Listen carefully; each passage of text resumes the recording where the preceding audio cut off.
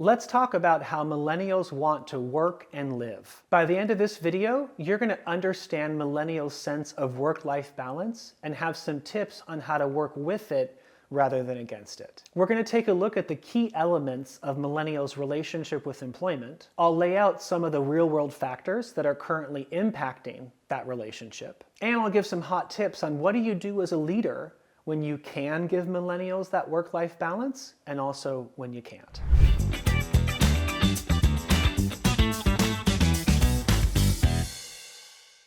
On this topic, millennials are no different than any other generation. They want to get the life they want from the work that they give.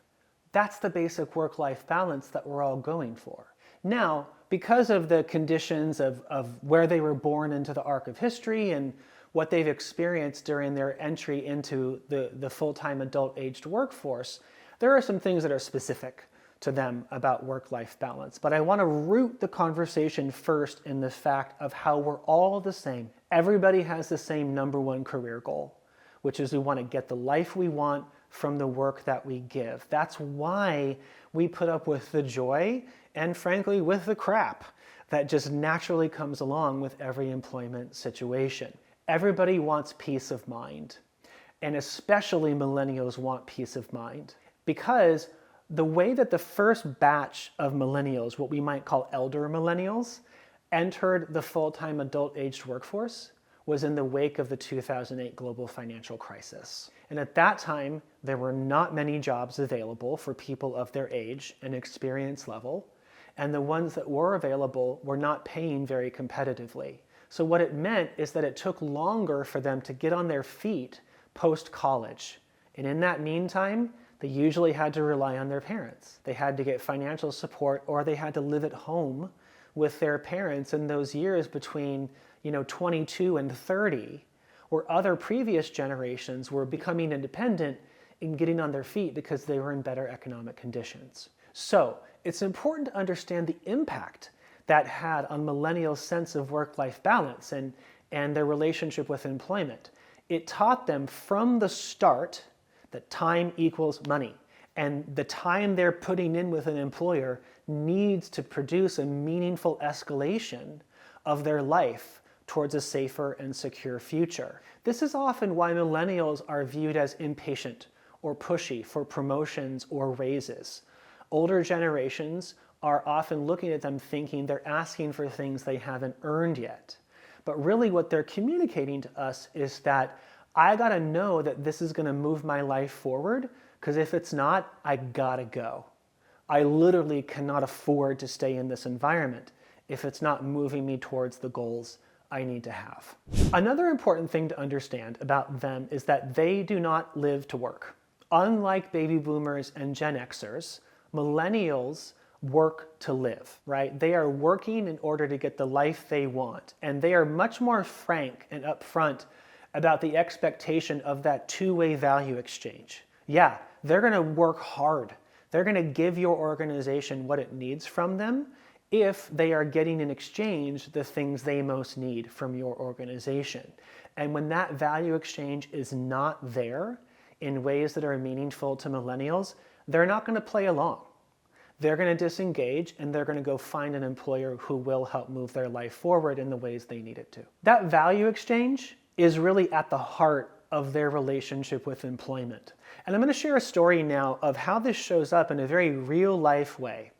So I was at a dinner party not too long ago with my husband and two of his cousins, and both of those cousins had their spouses there. And those two families, those two cousins' families, had just had another child in each of their families. So one had just had their second child, another had just had their third child. And both of them, during that dinner party, shared with us how they could not physically live in the place they were living currently, but they could not save the money to buy a house, like couldn't save the down payment. And so they were stuck. And they were looking at their jobs, which by the way, are pretty great jobs. One of these couples, both of them are doctors, right? So these are not low-paying jobs, but they were looking at the reality of what they could accomplish at their jobs over the next 3 years. And it was not adding up to the ability to get their family a living environment that would be comfortable. Also, one of those couples, they were both in their early 40s. And so they were saying to me, even if we could get a 30-year mortgage today, we're not going to be done paying it off until we're in our early 70s. And so it's important for leaders that are not in the millennial generation, I guess those who are millennial as well, but it's important for everybody to really take this to heart and realize that the factors that are impacting the demands that millennials have around work-life balance are real-world factors. And they are things that millennials care about so much more than the success of our businesses. You're never going to win the battle of asking a parent to care more about your business than about their child's living conditions. And that's true for millennials as well. Another key factor that has a lot to say about millennials' approach to work-life balance is their thoughts about retirement. Most millennials I talk to believe they will never be able to retire. And by that, I mean that literally. I've asked them, several of them, to explain this to me, and they've all said the same thing. They have said, I literally believe I do not have enough time left before retirement age to save enough money that I can ever stop working. I'll always have to be generating fresh income. So all I can do is just work until I physically can't anymore and then just hope for the best, which is an incredibly scary way to live, but that's their reality.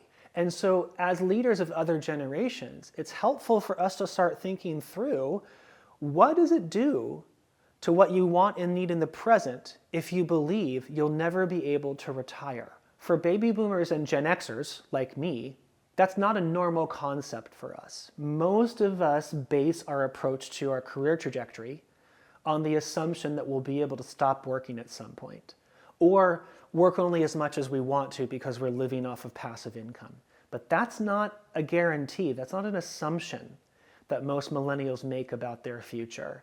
And that has massive impact on their approach to work-life balance. So bottom line, millennials, just like all of us, they want peace of mind. They want to get the life they want from the work they give. They want to care well for their families. But if you're still not convinced, right, go ahead and click on the link in the description of this video. It's going to take you to my video answering the question of why are millennials so difficult to work with. We'll talk about the nature of that question. We'll also give you some tactics, some tips, and some insights that can help you have greater relationships and get greater results from your millennial team members. I'll see you there.